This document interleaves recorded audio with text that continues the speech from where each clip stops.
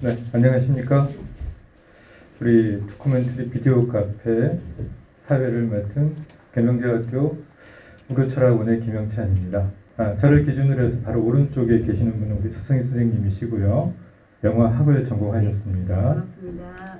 네, 그리고 그 옆에 계시는 분은 이강화 선생님이시고 서양철학을 전공하셨습니다. 그래서 오늘 우리 내용에서 아마 인문학적인 부분은 이강화 선생님께서 많이 도움을 주실 거고요. 영화와 관련된 내용은 서성희 선생님께서 많이 도움을 주실 것으로 생각이 됩니다. 네, 그리고 저는 이제 교통정리만 잘하면 되는 가장 편한 입장입니다. 켄 로치라는 감독에 대해서 우리 조금 이해를 하고 진행을 하도록 하겠습니다. 네, 맞습니다. 제가 영화사에서 가장 존경하는 감독님 중에 한 분이십니다. 제가 영화를 시작한 이후로 사실은 영화사에서 가장 위대한 감독이고 가장 존경하는 감독이라고 생각하는 분 중에 한 분인 켄 로치 감독님의 영화를 구미에서 함께 보게 돼서 굉장히 영광으로 저는 생각을 합니다. 이 작품 같은 경우는 많은 분들이 아시겠지만 2016년 칸 영화제 황금 종려상을 받은 작품이에요. 한 번 받기도 힘든 이 황금 종려상을 무려 2번이나 수상하셨던, 물론 10년 전에 보리밭을 흔드는 바람이라는 영화로 2번 받으셨고 또 이 영화로 2번째 그 황금 종려상을 받으셨는데 이분에 대한 설명은 사실은 우리가 그 요즘 봉준호 감독님한테 느끼는 그런 헌사를 영국에서는 해야 하는 감독이라는 생각이 드는데요. 칸 영화제가 가장 사랑하는 감독입니다. 그 켄 로치 감독님의 양력을 잠깐만 먼저 소개를 좀 드리면 감독님 연세가, 이거는 이제 공식적으로 나와 있는 거니까 제가 말씀드려도 될 것 같은데 36년생이세요. 그러니까 이미 만 85세이십니다. 그러니까 본인도 사실은 이미 정년, 자기는 이제 은퇴를 하겠다라는 선언을 지금 사실은 몇 차례 지금 번복을 하고 계시는, 이유가 있는 번복을 하고 계시는 중이세요. 옥스퍼드 대학 법대죠. 예전에 이름은 조금 달랐더라고요. 그 법대를 다니시고 철강 노동자셨던 아버지 밑에서 법학을 공부해야 된다고 이제 이야기를 듣고 법 공부를 했는데 학교 다닐 때부터 이미 극을 만드는 것에 굉장히 호기심을 느껴서 학교에 다니다가 밤에는 나가서 극단 배우 생활을 조금 하셨다고 해요. 그런데 배우로는 정말 솔직히 큰 자질은 없었던 것 같아요. 그래서 그 극단에서 허드렛 일을 조금 돕다가 BBC에서 그 조연출을 이제 양성하는 그런 과정에 1년 정도를 몸담게 되면서 방송과 인연이 맺게 됩니다. 그래서 연극계는 일찍 대학 다닐 때 극예술연구회에서 공부를 했지만 일찍 포기를 하고 바로 방송에 접하게 되면서 굉장히 유명한 방송 그 드라마 PD로 등극을 하는데 저희 세대만 해도 사실은 잘 모르는데 제트카라고 하는 그 우리나라에도 수입된 적이 있는, 이후에 한 10년 이후에 수입된 적이 있는 그 유명한 드라마를 찍었던 감독이기도 하고, 그리고 당시에 그 BBC가 굉장히 다큐멘터리, 그것도 사회 사실적인 풍의 다큐멘터리를 굉장히 그 도와주는 한 그런 방송국 경향 때문에 그 잘 나가던 PD였는데 영국도 서서히 그런 사회주의적인 색깔을 버리고 자본주의적인 색깔의 작품만을 선택을 하면서 점점 더 방송국에서 설 자리를 잃게 되면서 본인은 그 영역을 조금 더 넓힐 수도 있고, 그리고 자기 이야기를, 색깔을 완전히 드러낼 수 있는 영화 쪽으로 오시게 된 게, 첫 작품이 1967년에 있었던 그 푸어 카우라고 하는, 불쌍한 암소라고 하는, 우리나라에도 예전에 그 VHS 비디오 테이프로 많이 돌아다녔던 작품이에요. 그 푸어 카우라고 하는 작품으로 시작을 해서 1970년에 캐스라고 하는 작품을 보면 이제 그 정도가 되면 완전히 켄 로치 감독님의 작품 세계가 이제 구축이 됩니다. 그 이후로 그의 필모는 50편 정도에 달하는 다큐멘터리와 그 극장에 상영되는 극영화를 만드셨어요. 그래서 한국에 수입돼서 정식으로 개봉된 영화는 20여 편에 이루고 있습니다.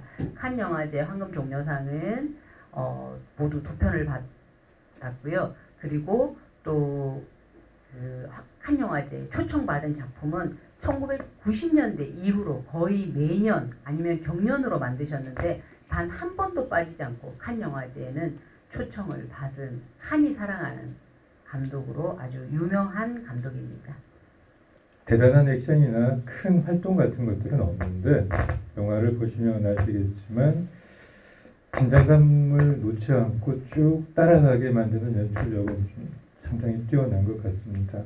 이분에 대해서 간단하게 우리 한번 살펴봤고요. 이제 영화를 이해하는 데 있어서 조금 더 이제 도움이 될 수 있는 거는 이 영화가 만들어진 시대적인 배경 또 사회문화적인 배경을 이해하고 넘어가면 조금 더 이해도를 높일 수가 있습니다. 그래서 배경 지식을 조금 얻는다는 측면에서 지금 영화 속 배경 그러니까 한 2010년부터 15년 요쯤에서 영국이 처해 있던 이런 상황들이 가능하게 되었던 그러니까 이 상황들을 연출하게 된 그 이전의 상황들까지 해서 조금 이야기를 들어보도록 하겠습니다. 이광화 선생님께 부탁을 드리겠는데 냉전 시대하고 이제 신자유주의와 관련되어서 그 시대적인 배경을 좀 간단하게 설명 부탁드리겠습니다. 우리 아다시피 유럽에서 사회복지제도가 최초로 시행된 것은 독일의 비스마르크 시대입니다. 19세기 말에였죠. 19세기 말에 유럽에서 복지제도가 시행된 가장 큰 이유는 그때부터 유럽에서 이런 막스주의 사상이 유럽의 전반적으로 가장 큰 영향력을 가지고 사회 정치 이념으로 대두되었죠. 사실 비스마르크는 엄밀히 말하면 매우 보수적인 정치가입니다. 그럼에도 불구하고 독일에서 복지제도를 가장 먼저 시행한 이유는 비스마르크의 관점에서 본다면 복지제도를 어떤 방식으로 시행하지 않고는 즉 다시 마르크스 말대로 그대로 계급투쟁을 방치한다는 것은 결국 자본주의 국가의 미래에 대해서 무책임하게 방치하는 것이다. 그래서 바로 이제 비스마르크 시대부터 유럽에서는 복지제도가 시행됐고 그 다음 다른 모든 유럽 국가들이 이른바 복지제도를 같이 이제 참여했죠. 특히 그 중에서 영국은 복지제도에 대해서 매우 모범적 국가였습니다. 우리 유인물 잘 나옵니다만 소위 요람에서 무덤까지 영국 유명 경제학자 비버리지 말이죠. 영국이 복지제도가 잘 된 가장 큰 이유는 딴 거 없습니다. 식민지 가장 넓으니까 식민지로부터의 착취 과정도 결과물도 가장 좋았겠죠. 그걸 바라본다면 영국이 어떤 복지제도가 모범 국가였고 다른 모든 대부분 나라들은 영국을 모델로 해서 어떻게 하면 유럽 복지제도가 어떤 방향으로 나갈 것인가에 대해서 늘 염두에 두고 시작했죠. 근데 그러다가 이제 2차 세계 끝나고 그 광대한 식민지를 상실하고 이른바 전쟁에서 이기긴 했습니다만 새로운 신흥 국가인 미국에 비한다면 영국은 결국 1위 국가 전락했습니다. 그런 차에 물론 그 마샬 플랜이라든지 기타 영국의 미국의 경제적 지원이 있었습니다. 그러나 영국은 그때부터 점점 어려졌는데 결정적인 것은 우리 아다시피 이른바 70년대 5월 달았죠. 5월 쇼크죠. 5월 쇼크 때문에 영국, 프랑스 대부분 나라들이 매우 경제적 어려운데 특히 식민지도 거기서 상실하고 이른바 그 당시에도 북해 유전도 발견되지 못한 영국은 경제적으로 매우 큰 곤란에 처했습니다. 그전까지도 영국에서 노동당이 계속 정권을 잡고 있었죠. 그러다가 70년대 그 경제적 어려움을 계기다가 79년에 이른바 보수당이 권력을 잡게 되는데 그때 보수당이 권력을 잡게 된 가장 어떤 주도적인 인물이 보루라다시피 이른바 대치였습니다. 마가렛 대치죠. 그 당시에 이른바 우연히도 일본의 나카소네, 그 미국의 레이건, 그 다음에 영국의 대처 이 세 사람이 이른바 소위 신자유주의를 부르짖으면서 그에 비슷한 정책을 쓰면서 그 전까지부터 그나마 케인즈주의 사상이 조금이나 남아있었던 유럽에서의 어떤 진보적 모든 경제 정책을 180도로 전복시켰죠. 특히 그 중에서 가장 상징적인 나라가 바로 영국이었습니다. 그리고 영국의 그런 소위 신자유주의 내지 보수주의 정책을 가장 주도적으로 이끌어간 사람이 대처였죠. 그래서 사실 케노지에 와서 많은 부분이 대처 시대의 혹은 대처의 정책에 대한 부정적인 그런 견해가 많이 그 배경을 깔고 있습니다. 그래 말하면 이 영화도 물론 그 후에 몇 번 보수당 노동당이 몇 번 역할 보답했습니다. 그러나 어쨌든 대처 시대 때 형성된 미국, 영국의 그 경제 정책의 기본 틀은 그 후에 토니 블레어라든가 몇몇 노동당이 권력을 잡았음에 불구하고 그때 형성된 그 경제 정책 기본적인 시스템은 바뀌지도 않았죠. 또 그리고 방금 우리 선생 말씀하셨습니다만은 그 켄 로치는 영국 감독 중에서도 매우 그 양심적인 감독입니다. 다시 말하면 이런 경제적 문제를 매우 진실하고도 정직하게 그려낸 감독이죠. 영국은 이른바 소위 그 여러 가지 이유가 있어가 이른바 영국 영화가 그 세계 시장에서 두각을 나타내지 못합니다만 가장 큰 이유는 어느 문제겠죠. 즉 다시 말하면 미국과 같은 영어를 사용한다는 이 결정적인 사실이 영국 영화가 세계 시장에서 두각을 나타내지 못한 가장 큰 이유입니다. 헐리우드 영화가 전 세계 영화 시장 80% 차지하는데 영국 영화가 거기에 끼어들 틈이 없어요.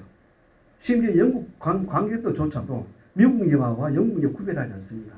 그러고 영국 재능 있는 감독들과 영화 배우들은 그저 기회만 있으면 헐리우드 가기 위해서 안간힘을 쓰죠. 안 된다. 안 된다는 정도로. 그런 과정 속에서 영국 영화가 그러면 영국 영화가 세계 시장에서 남들 두각을 나타내기 위해서 어떤 소재를 채택해야 되지?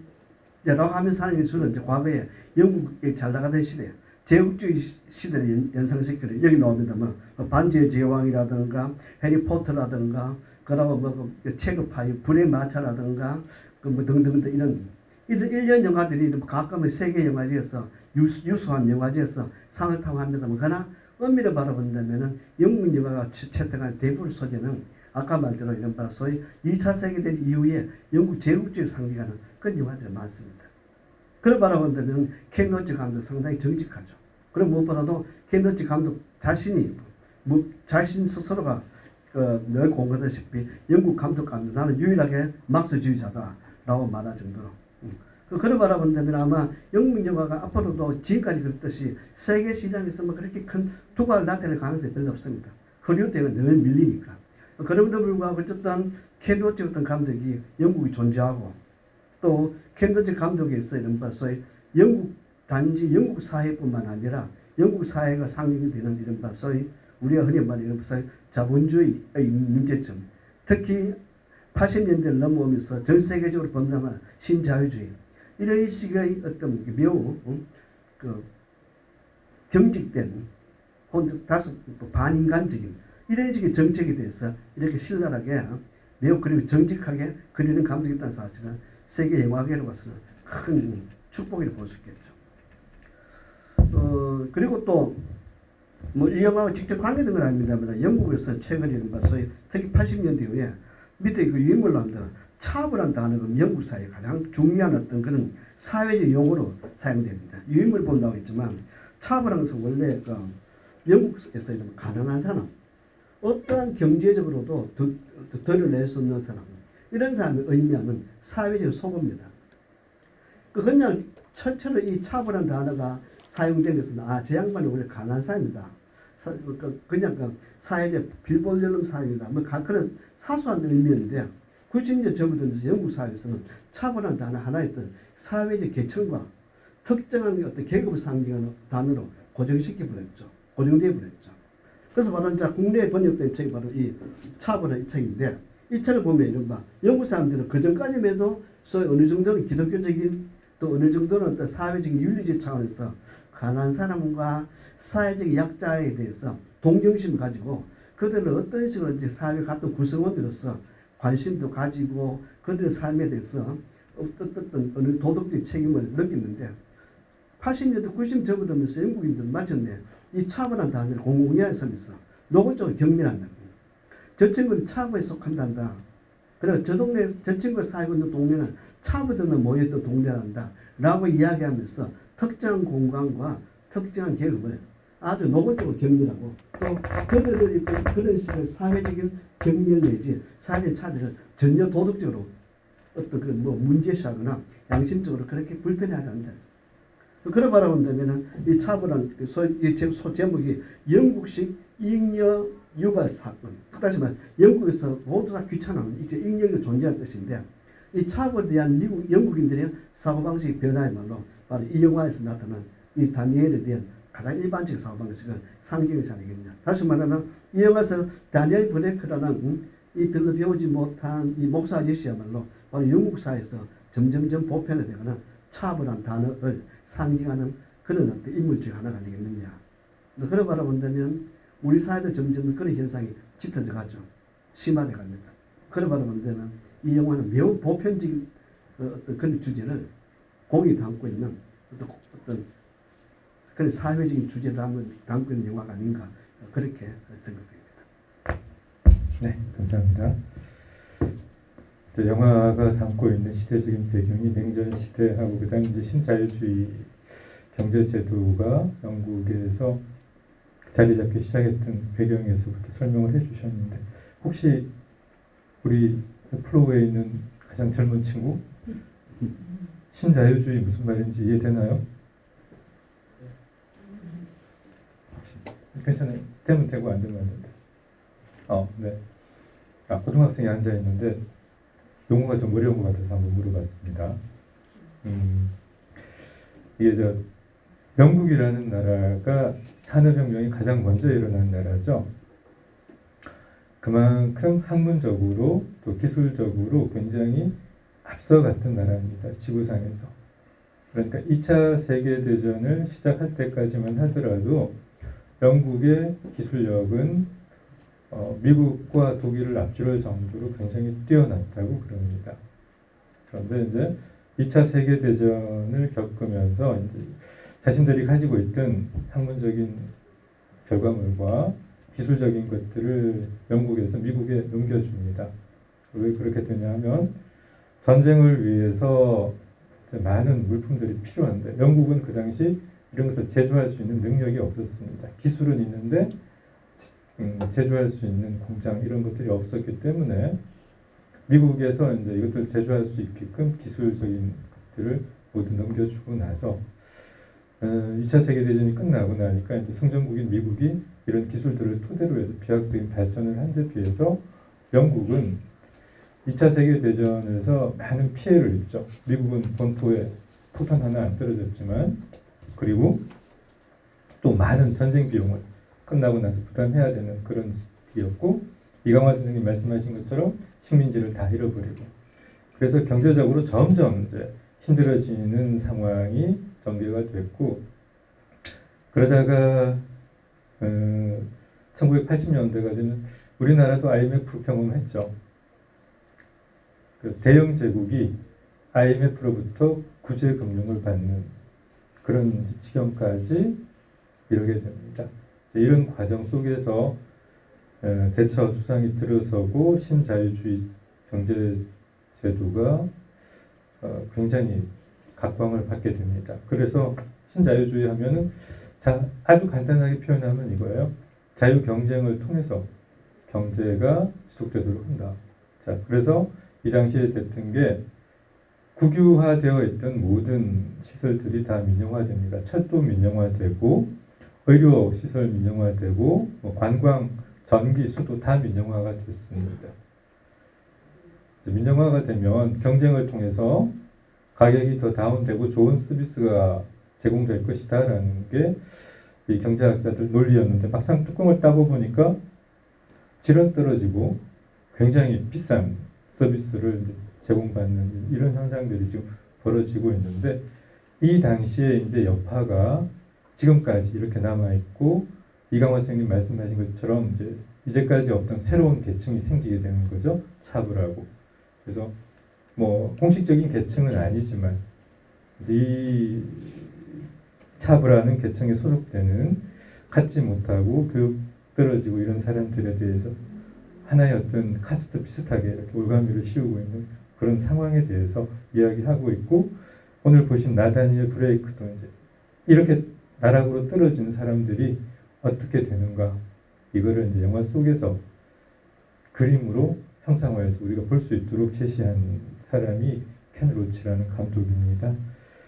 네, 자 그럼 영화 속으로 우리 좀 더 들어가 보겠습니다. 뭐 여러 등장 인물들이 나오는데 가장 대표적인 사람 다니엘 블레이크 브레이크와 KT라는 그 두 주인공의 캐릭터에 대해서 서성희 선생님께 약간 설명을 부탁드리고 이 사람들을 통해서 우리가 읽어낼 수 있는 부분까지 한번 설명을 해주시면 좋을 것 같습니다. 네.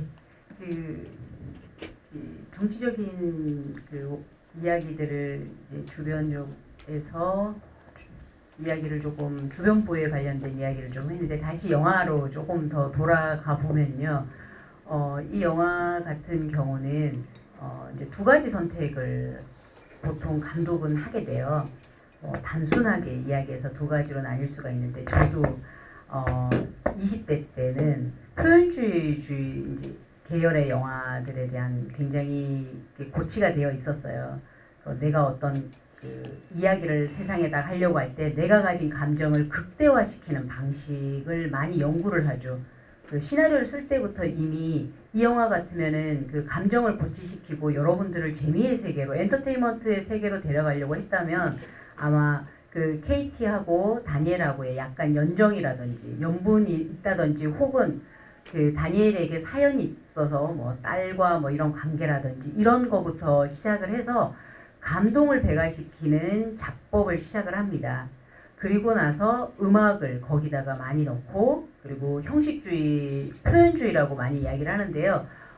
나타내는 그 촬영 기법이나 이런 것들을 굉장히 화려하고 커트를 많이 쪼개서 쓰는 방식의 연출법을 사용을 하게 됩니다.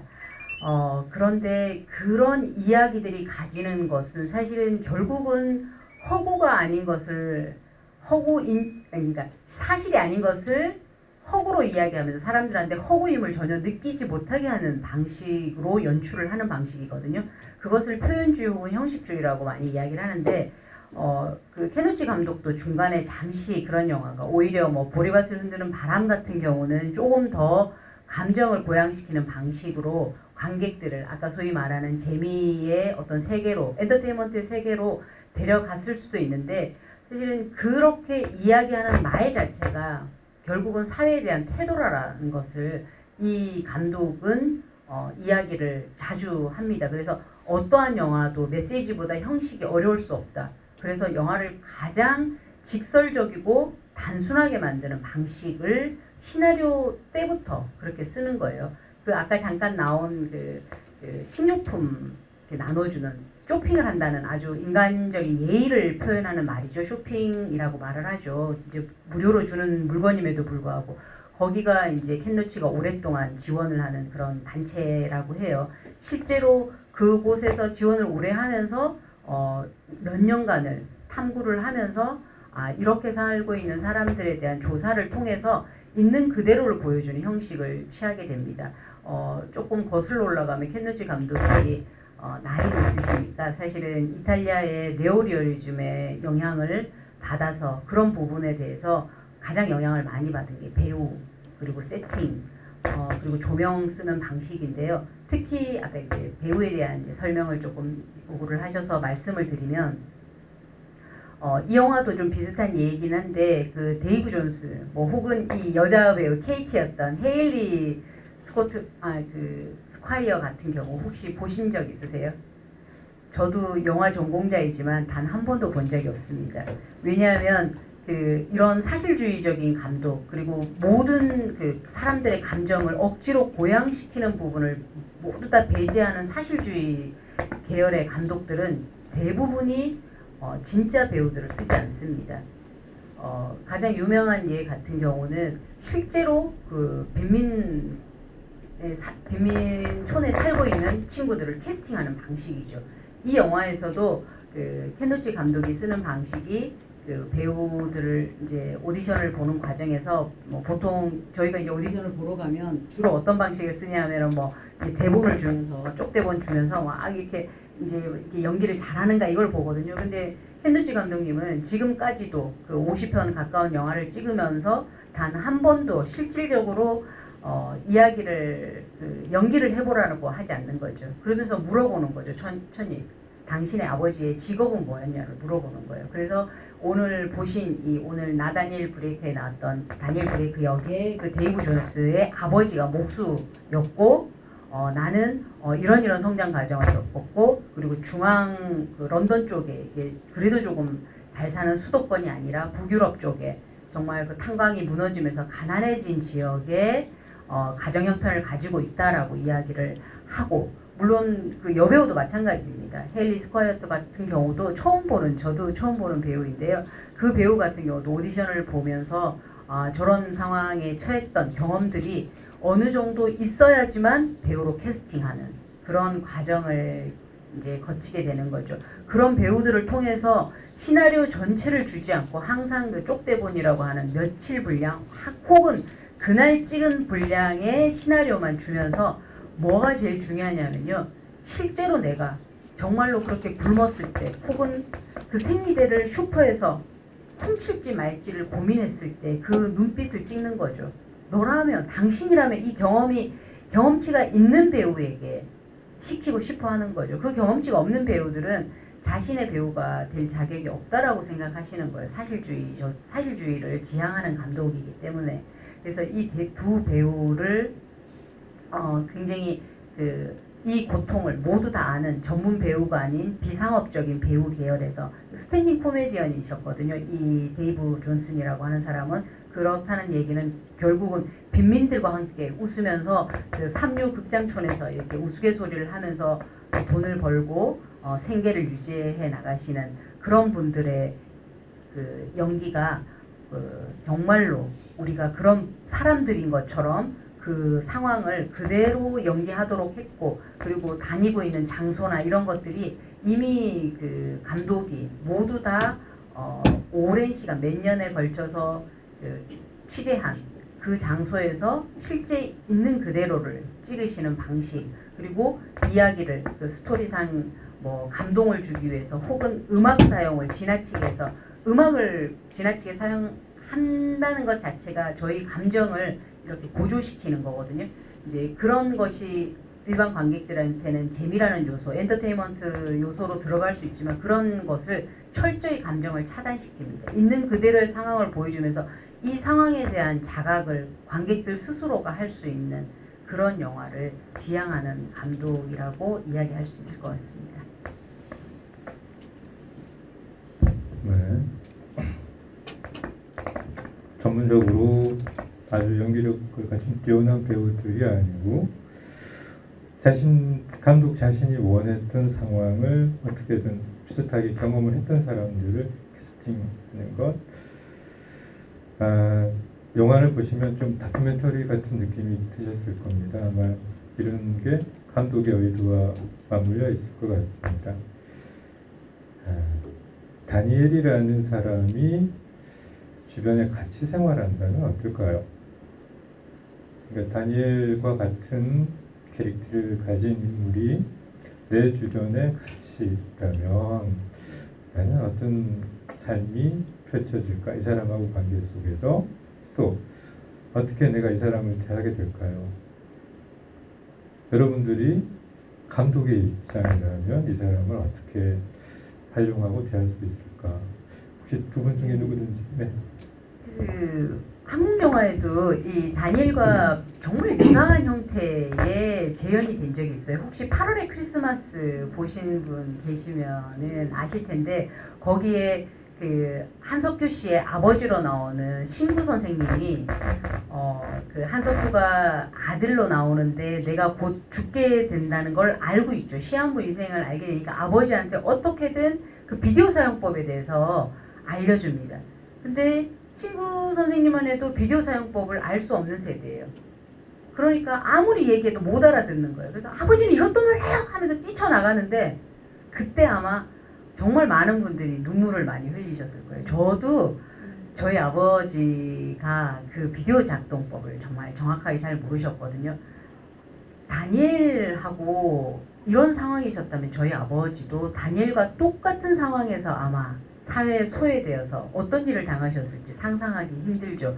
마우스를 당연히 모니터에다 갖다 대라고 하니까 당연히 모니터에다 갖다 대는 그 상황은 저희 윗세대에서는 너무 당연한 연필 세대가 가질 수밖에 없는 그런 세대인데 여기 앉아 계시는 대부분의 세대나 우리 저기 앉아 있는 젊은 친구를 제외하고는 저만 해도 디지털 세대가 아니에요. 저희는 저런 이제 지금 20대 정도 세대가 생득적인 세대죠. 태어나면서부터 디지털이 있기 때문에 저희보다 훨씬 디지털을 빠르게 대하지만 저희는 사실은 공부하는 세대이기 때문에 공부할 기회를 놓친 것이 곧 세상에서 완전히 도태되는 것인가에 대한 질문도 이 영화가 하고 있다고 생각이 됩니다. 지금 좀 다른 관점에서 이야기를 하고 싶은데 1990년대 후반기에 영국에서 유달리 이른바 노동영화라 해야 되나? 어떤 그런 영화들이 많이 만들어졌습니다. 예를 들면은 연도별로 본다면은 프리스터, 그 다음에 브리스트 오프, 풀몬티, 레이닝스톤, 빌 엘리어트. 그리고 이런 대부분 영화들의 배경이 탄광 아니면 영국 사회의 가장 경제적으로 낙후된 지역이죠. 흥미로운 것은 뭔가 하면은 이런 일련의 영화들이 대부분 다 계급적인 어떤 그 갈등과 뭐 계급 투쟁까지 아니지만 계급적 갈등과 이런 바서 우리가 말했던 그런 소득 문제를 내선 불구하고 그렇게 전투적이지 않고 우리가 흔히 말하는 이런 바 투쟁과 어떤 아주 격렬한 갈등 관계를 보이지 않았다는 사실이 가장 큰 특징이라 보여지더라고. 다시 말하면은 이런 일련의 영화들이 갖고 있는 가장 중요한 영화적 소재가 이른바 우리가 말하는 방금 이야기했는 이른바 소위 다니엘 브레이크가 갖고 있는 어떤 그렇게 큰 재능은 아니지만 남들 일상에서 중요한 재능. 다니엘 브레이크는 어쨌든 그 캐디 집에 서면서 자기 자신 재능을 이용해가 조그만 선반도 만들어주고 애들한테 그 모빌리를 합니까? 그 움직이는 그 조그만 장난감도 만들어주고. 그리고 여기 나오는 아까 그 1년의 영화 풀몬티 같은 경우는 직장 이런 탄광 아저씨들이 술집에서 뭔가 춤을 춘다든가 예를 들면 브리스트 오픈 유명하죠. 탄광 있는 광부들이 애초부터 뭔가 브리스 밴드를 만들어가 음악을 연주합니다. 그리고 레이닝스톤도 그렇고 빌리 엘리어트는 우리가 입이 잘하고 있죠. 어린 손자가 뭡니까 이런 바서에 춤을 춥니다. 아버지는 이른바 그 권투를 배우라고 권투장에 보냈는데 그 권투장이 장사감 내가 반틈은 권투 링으로 사용하고 반틈은 뭡니까? 그 웬 아주머니가 어린 소녀들에게 춤을 가르쳐주죠. 그래서 춤을 배웁니다. 그래서 영화가 전체적으로 그렇게 막 격렬하게 전투적이고 투쟁적이지 않다는 사실. 매우 생존의 위협을 받을 정도로 매우 사회적으로 낙후되어 있고 사회적으로 매우 어떤 그 곤란한 상황에 처해 있어도 불구하고 그래서 그게 뭐 영국이 우리가 말하는 이른바 노동영화의 가장 중요한 어떤 그런 특징이 아니겠느냐. 다시 말하면은 흔히 다른 영화에서 가끔 보여주는 어떤 지나치게 격렬하게 지나치게 계급투쟁적이고 지나치게 어떤 그런 사회적 갈등을 노골적으로 보여준 대신에 어떻게 바라본다면 그들이 처해진 그러다 절망의 상황과 전혀 상치되는 매우 낭만적이면서도 매우 어떤 그 예술적인 그래서 상황 자체가 영국 영화 특징 아니겠느냐. 그것은 어떻게 바라본다면은 아까도 말씀드렸지만 영국이나 나라 그 자체가 프랑스나 독일에 비해서 계급투쟁의 역사가 좀 짧고 또 두 번째는 아마 그들 나라가 그 산업혁명을 거치고 오면서도 비교적 원만하게 사회적 갈등 관계를 해결했는 역사적인 어떤 체험의 결과가 아니겠느냐. 뭐 예술하면 영국이 그렇게 뭐 뛰어난 나라는 사실 아닙니다. 음악에 비해서는 독일이 밀리고 회화라든가 다른 예술이가 그 건축에 비해서 프랑스에 밀리고 그래 본다면 물론 문학이 있긴 있습니다만 그럼에도 불구하고 어쨌든 일련의 영화들이 예술이라는 소재를 늘 동시에 깔고 있다는 사실은 영국 역사가 혹은 영국 사회가 갖고 있는 독특한 어떤 문화 양식에 대한 또 다른 표현 아니겠는가 그렇게 생각됩니다. 이게 제가 조금만 더 부연 설명을 드리면 켄누치 감독이 그 칸 영화제에서 인터뷰할 때도 그랬고 수상 소감을 이제 황금 종려상을 받았으니 모든 스포트라이트를 받으면서 했던 것도 지금 영화 선생님이 말씀하신 것과 일맥 좀 상통하는 부분이 있는데요. 많은 분들이 이제 물으시는 거죠. 평생을 그 켄누치 감독이라고 하면 만약에 이제 여기 혹시 플로어에 영화 감독을 꿈꾸시는 분이 있으시면 사실은 내가 사실주의적인 그 계열의 감독이 되고 싶으면 사실은 전 세계에서 가장 그 따라야 하는 바이블과 같은 감독입니다. 다시 말해서 뭐 봉준호 감독님이 칸과 아카데미상 2개를 동시에 석권하면서 가장 높은 칭송을 받았던 게 당신은 하나의 장르가 되었다라는 칭송이었거든요. 근데 이전에 이 켄누치 감독 같은 경우는 이런 사실주의 영화 계열에서 당신은 하나의 스타일이다. 그러니까 이런 사회주의적인 계열의 영화를 찍으려고 하면 넘어서야 하는 벽이, 그리고 그 스타일을 구축한 사람이 세계 영화사에서 켄 로치 감독의 입지입니다. 가장 공고한 이런 스타일을 만들었는데, 아까 잠깐 말씀하신 레이닝 스톤이나 이런 켄 로치 감독의 일련의 작품들 세계를 보면은 이제 굉장히 그 자신이 드러내고 있는 정치색을 그대로 내고 있죠. 노동당 소속이고, 그리고 나는 좌파다라는 거를 서슴없이 이야기를 하세요.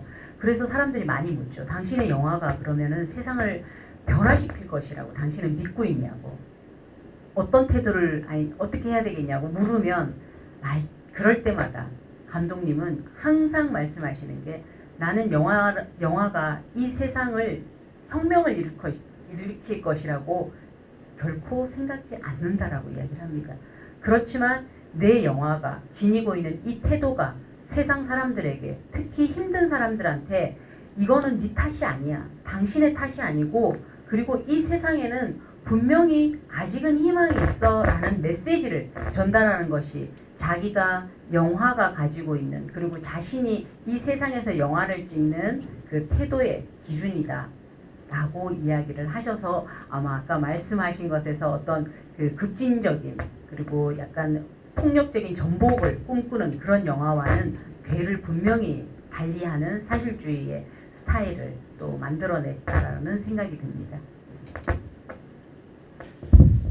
네, 서성희 선생님 자료 중에 제일 위에 보면 타이틀이 내 잘못이 아니야 이렇게 적어 놓으셨는데, 아마 이 내용을 말씀하시는 것 같습니다. 방금 감독이 이야기하고 싶었던 것 핵심적인 게, 게이티한테 그 이야기할 때 다니엘이 막 급하게 약간 먹는 장면 보고 스스로 죄책감을 느낄 때, 이게 네 잘못은 아니다. 그러니까 본인에게 어떤 죄의식을 가지고서 그 가난에 몰입하지 않고 어떤 사회적인 조편성을 먼저 이야기하려고 했던 부분을 아마 다시 이렇게 말씀을 하셨는데, 저도 제일 궁금했던 게 그것 중에 하나입니다. 여기 수상 소감에서 과연 다른 세상이 가능할까, 이런 예술 작품을 통해서, 이 질문에 대해서는 뭐 여러 가지 의견이 있겠습니다만, 일단 오늘은 가능할까요, 이광호 선생님? 예술 작품을 통해서 사회 변혁이? 뭐 보는 사람마다 다르겠지만, 어쨌든 예술 작품 자체가 혁명과 변화를 위한 도구로 사회적인 결국 바람직하지 않다. 다시 말하면은 사회 변혁을 위해서 어떤 도구로 사용하기까지는 가능할지 모르겠지만, 그것이 진정하게 어떤 우리가 말하던 혁명과 변화한 사회를 변화를 위해서 어떤 다른 어떤 우리가 말하던 과격하다든가 그런 차원으로 나가는 것은 원래 예술이 존재해야 되는 어떤 의미에서 좀 벗어난 것이 아니겠는가. 제가 잠깐 말씀을 좀 드리면, 아까 차후 세대에 대해서 잠깐 말씀하셨는데, 이 영화가 이제 나타내고 있는 사람들에 대한 태도가 총 3가지 부류로 나옵니다. 첫 번째가 이제 이런 디지털 세대에 뒤처진, 소위 말하는 저희도 지금 새로운 세대가 맡고 있는 노년 세대입니다. 사회가 노년 세대에 대한 부담을 갖기 시작하는 것이 사실은 비단 지금 영국뿐만이 아니죠. 한국 사회도 여론을 어떻게 형성하느냐에 따라서 노년 세대가 정말 우리 삶의 토대가 되었던 세대라는 인식으로 갈지, 혹은 정말 젊은 세대한테 부담만 주는, 정말 좀 솔직히 좀 없어져 주셨으면 하는 그런 잔인한 이야기를 하게 되는 세대가 될지는 우리가 어떤 태도를 가져야 하느냐의 문제라고 생각을 합니다. 그래서 2014년에 이 감독님께서 나는 이제 은퇴를 하겠다.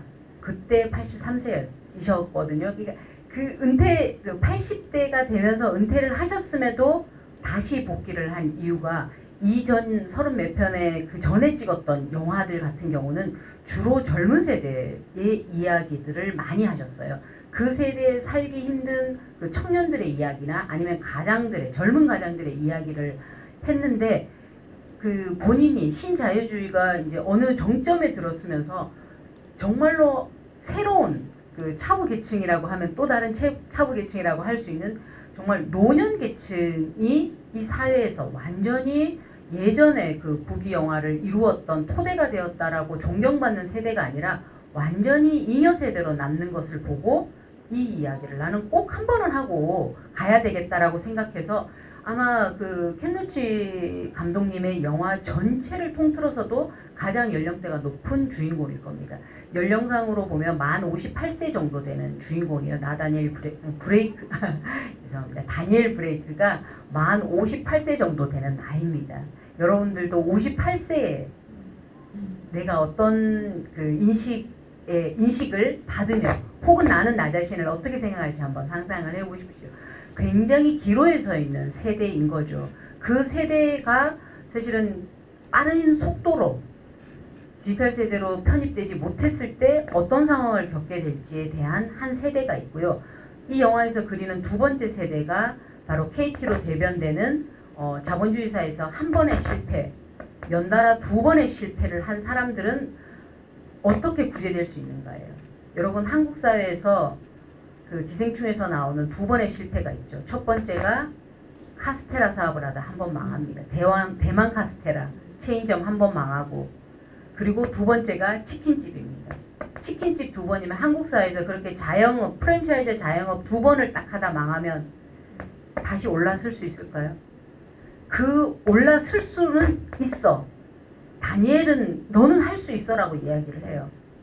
너는 할 수 있어라고 하면서 그 희망이 바로 교육이고 너에게는 책장이야 라는 말을 하는 거죠. 그렇게 책장을 만들어주는 힘이 나라가, 정부가 해줘야 하는데 치킨집 한번 망하고 대만 카스테라 망한 거와 거의 비슷한 형태로 KT가 어린 나이에 그 미혼모가 된 거예요. 그리고 이혼을 하게 돼요. 그 두 번의 실패에서 자본주의 사회에서 다시는 올라설 수 없다? 너무 잔인하지 않느냐는 거죠. 그래서 저희가 학생 때 얘기하죠. 고등학교 때 이 한눈만 팔면 네 남편의 뭐가 바뀐다. 그거를 너무 자연스럽게 이렇게 주입시키는 이 자본주의 사회에 대해서 질문을 하는 거죠. 두 번의 실패여도 넌 할 수 있어 라고 말해줘야 한다는 거죠. 정부는. 그때 올라설 수 있으면 아 나는 예전에 이런 힘든 시기가 있어 라고 이야기할 수 있는 사람이 될 거고, 그렇지 않으면 KT처럼 몸을 팔러 가는 거죠. 거기서 가장 슬픈 거는 이 영화를 보면서 참담한 거는 KT 옆에 딸이 와서 엄마 나 신발이 떨어졌어 라고 말할 때 아 극단적인 선택을 하겠구나 라고 제가 이미 그걸 알고 있다라는 거예요. 이미 자본주의 사회에서 이 정도 나락으로 떨어지면 이제 남은 건 어떤 선택을 할 것인가, 나라도 어떤 선택을 할 것인가. 그 선택만은 하지 않도록 정부가 손을 잡아줬어야 한다라는 이야기가 두 번째 부류에서 이야기를 한 거고요. 나머지 마지막 세 번째가 바로 차이나, 그 중국 신발을 팔고 있는 계층이죠. 우리나라에도 요즘 대학사에 가서 학생들한테 뭐 하고 싶어 그러면은 꿈이 없습니다. 꿈이라고 하면은 목표만 있습니다. 돈을 벌고 싶다라고 이야기를 합니다. 어떤 수단과 방법을 가리지 않더라도 돈을 벌고 싶다고 얘기해요. 어떤 수단과 방법 안 가리고 돈 벌 건데 물어보면 하나도 계획이 없어요. 목표만 있습니다. 그 친구들이 무슨 일을 할지 모르는 거예요. 그렇지만 돈을 벌고 싶어 합니다. 그 세 계층을 우리가 그 새로운 복지를 펼쳐야 하는 세상에서 어떤 혁명이 필요한 것이 아니라 이 21세기 신자유주의 시대에는 이제는 봉기하고 뭐 빨간 깃발 들고 머리 삐두르는 이 세대는 이미 20세기의 사고방식이고, 지금 세대가 지향해야 되고 도와줘야 할 정부의 세심한 배려의 부분은 이렇게 소외된 세 계층에 대해서 배려해야 되는 상황이다라고 생각이 됩니다. 네, 그 질문이 하나 있는데, 조금 전에 이제 서동희 선생님께서 그 켄 로치 감독의 이제 전작들의 어떤 영화적 태도에서 영화들이 이제 희망을 제시한다 이렇게 말씀을 해주셨는데, 그런 형식이 정말 그 영화 관객들에게 희망이라는 것을 제시할 수 있는가 이런 의문이 들어요. 제가 이후에 하게 될 영화를 자꾸 예를 들게 되는데 기생충에서 감독님이 그런 얘기를 했거든요. 극장을 나서면서 5만 가지 생각을 하는 영화를 만들고 싶다라고 얘기를 했습니다.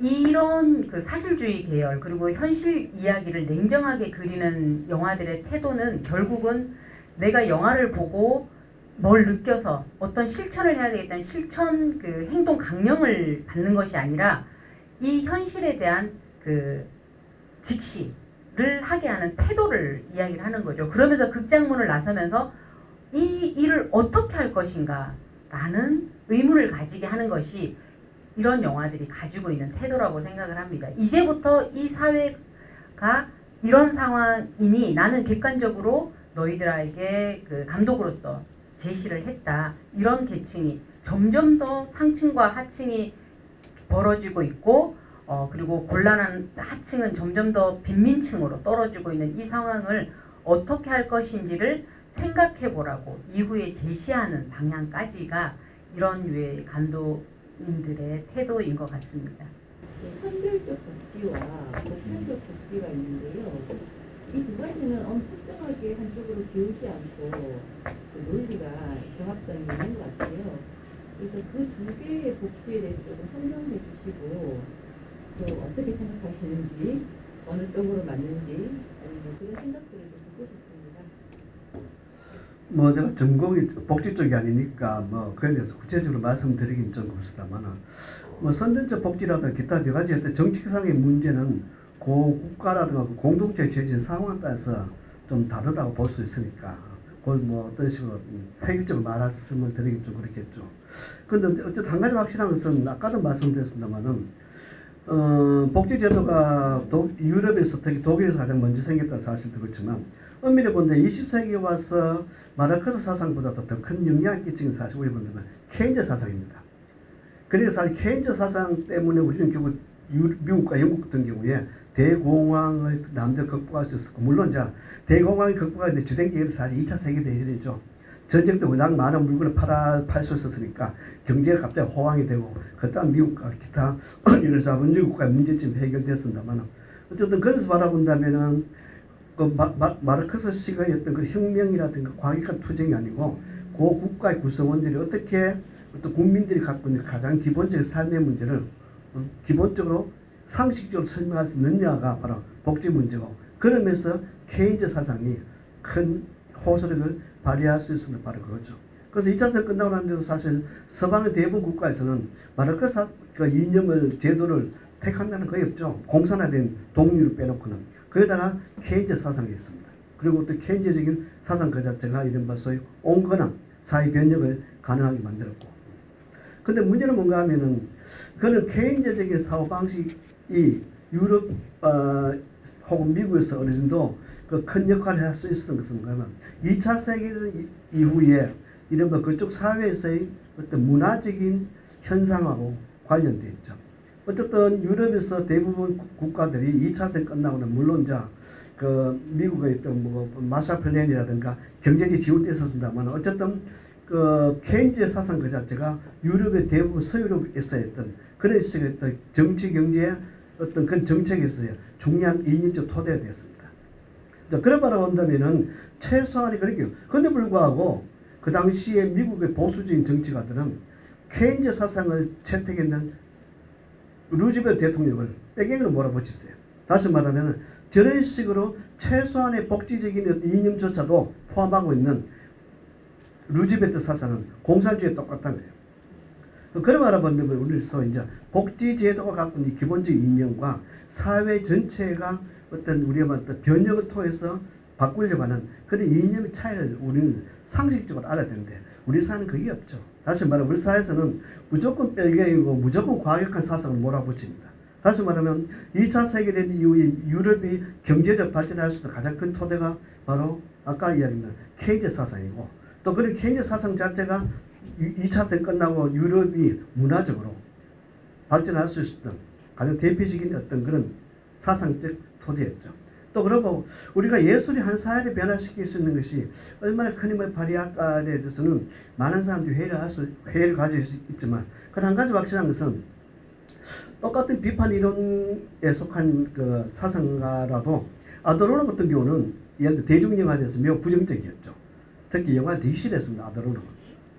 그에 비해서 영화에서 매우 긍정적인 사람이 바로 우리가 아시다시피 베냐민이었고, 특히 그람시 같은 경우는 이른바 헤게모니 이론을 주장하면서 결국 우리는 혁명이라든가 과격한 방법으로 한 사회를 변형시킬 수 없다면 우리가 마지막으로 사용할 수 있는 유일한 도구는 문화적 차원에서의 어떤 표현 방식이다. 그러니까 한 사회가 갖고 있는 국가 권력, 지배층, 한 사회가 갖고 있는 모든 것을 쥐고 있는 그 사회 지배층들과 그 밑에서 이른바 어떤 방식인지 예속되어 있거나 그들에 의해서 삶이 늘 위협받는 사람이 마지막으로 그 두 계층이 마지막에 마주칠 수 있는 것은 바로 문화와 예술이라는 것이죠. 그런 바라보는데 우리는 예를 들면 기생충이라든가 이런 일련의 영화, 나다니엘 브레이크 이런 영화가 그냥 영화관에서 한 2시간 정도 영화를 보고 관객들이 나오는 관객들에게 잠시 감동을 줄지 모르지만 그러나 그람시 말이 한다면 이것이야말로 바로 가장 중요한 투쟁이 벌어지는 소위 헤게모니 공간이라는 것이죠. 그게 물론 당장 이루어지진 않겠죠. 그런 바라본다면 한국 영화가 어쨌든 90년대 이후에 여러 가지 면에서 발전하고 특히 한국 영화를 이끌어가는 대부분의 우리 국제영화제에서 두각을 나타내거나 한국 영화 명성을 올린 대부분의 감독들이 우리 엄마는 다소 의식이 있는 우리가 어떤 진보적인 감독이라는 사실은 그리고 또 그들에 의해서 한국 영화와 한국 사회에 대한 또 다른 시선이 가능하다는 사실은 결국 이럽니까? 서서히 그동안에 외부의 어떤 상황에도 불구하고 한국 영화를 바라보는 시선 그 자체가 아까 말한 헤게모니의 관점에서 서서히 변하게 되었고 심지어 그걸 부정적으로 바라보는 사람조차도 그런 시선에 나중에 결국 같이 동참하게 된다는 것이죠. 그래서 저는 그래서 합니다. 물론 국가에서 어떤 방식으로 예를 들어 노인들에 대해서 어떤 금액을 지급한다든가 계층에 따라서 어떤 소득에 대한 어떤 그런 금전적 지원한다든가 이것도 중요합니다만 그러나 가장 중요한 어떤 한 사회 구성원들에 대한 변혁의 한 방법 중 하나가 소위 어떤 그런 문화적인 예술까지 아니더라도 문화적인 차원에서의 구성원들의 사고방식 변형시키는 것. 그거는 아까부터 이른바 소위 외국의 특히 2차 세계 이후에 유럽과 미국의 역사 자체가 잘 보여주고 또 최근에 한국의 문화 현상 자체가 그걸 잘 보여주고 또 무엇보다도 이런 식의 영향은 알게 모르게 우리 모두가 사회 변혁을 동참하게 만드는 그런 결과를 가져오지 않느냐 그렇게 생각합니다. 그 복지에 대해서 저도 복지를 잘 모르지만 이 영화에서 보여주는 복지만을 생각한다면 제 개인적인 경험을 저는 꼭 좀 얘기하고 싶었는데 저도 이제 직업이 들쑥날쑥한 예술인이기 때문에 저는 원래 이제 직업이 영화평론가예요. 그러니까는 어떤 단체에 소속된 적도 있고 아닌 적도 있고 그래서 그 돈을 받으러 간 적이 있었어요. 그런 경험들이 대체로 없었으면 좋겠습니다. 요즘 많이 나아졌는지 모르겠는데 1시간 반 가까운 시간 동안 앉아 있는데 정말 창피스러웠어요. 창피하다는 단어를 정말 오래간만에 떠올렸어요. 거기 앉아 있는 동안 마치 정말 내가 구걸하러 온 듯한 그런 느낌을 받았거든요. 그러면서 무슨 생각이 좀 드냐면요. 브로큰 윈도우라는 효과가 있죠. 왜 깨진 유리창에서는 사람들이 도둑질을 더 많이 하는 것처럼 사람들의 인식이 이것은 국가가 베푸는 시혜인 것처럼 계속 이야기를 함으로써 받으려고 하는 사람들이 마치 내가 일 안 하고 그냥 용땡이를 부렸거나 혹은 그냥 좀 나라돈이나 타고 쉬려고 하는 사람인 것처럼 느껴지게 만드는 그것이 오히려 더 나쁜 그런 사례를 남긴다는 생각이 좀 들어요. 그래서 정말로 필요한 사람들에게는 꼭 가야 한다. 그거를 이용하지 않아야 한다라는 그 사회적인 인식을 시키는 것이 훨씬 더 정부가 적극적으로 해야 할 일이지 마치 그거 받으러 중간에 이제 일자리가 잠시 공백이 이제 있는 사람들이 마치 그 돈 타서 좀 놀고 한 6개월 놀고 먹으려고 하는 사람인 것 같이 그렇게 대우하고 그리고 수치스럽게 만드는 그 일을 반복하는 것이 그런 사람들을 막는 것이 결코 아니라는 생각이 좀 들었습니다. 이 영화에서 결국 나다니엘 브레이크가 벽에다가 그거를 쓰기도 하고 마지막에 나는 모든 걸 포기하고 항소를 하겠다라고 선택하는 그것도 존엄성 때문이거든요. 아마 그런 경험을 한 번쯤 하신 분은 인간으로서 내가 여기까지 앉아 있어야 하는 창피를 아마 경험하셨을 텐데, 그런 경험을 하지 않는 복지는 권리라고 생각하게끔 정부가 또 그렇게 좀 일을 해줬으면 한다는 생각이 이 영화를 보면서 더 들고요. 이 영화가 가진 힘이 바로 복지는 시혜가 아니고 권리다라는 그 이야기를 분명히 사람들한테 해주는 것 같습니다. 뭐 한 가지 영화입니다만 나다니엘 브레이크 이걸 하나를 놓고 뭐 여러 가지 관점에서 볼 수가 있습니다. 여기서도 보셨을 거예요. 철학을 전공하신 이강호 선생님하고 영화학을 전공하신 서성희 선생님하고 생각하고 말씀하시는 게 좀 다른 부분이 있었죠. 또 같이 철학을 전공했지만 제가 또 이강호 선생님하고 보는 부분이 조금 다른 부분도 있습니다. 그래서 이제 영화를 만들고 던져놓은 건 감독의 몫이지만 이것을 어떻게 해석하고 어떻게 적용할 것인가는 관객의 몫이기도 합니다. 네, 오늘 시간이 많이 지나서 아쉽겠지만 사회자가 원래 마이크 잡으면 깡패입니다. 여기서 마치도록 하고요. 혹시 이제 더 조금 의문이 있는 건 저희들 시리즈로 아직 3번 남아 있으니까 같이 참석해 주시고 또 같이 논의해 주시면 감사하겠습니다. 네, 오늘 참석해 주셔서 감사합니다. 수고하셨습니다.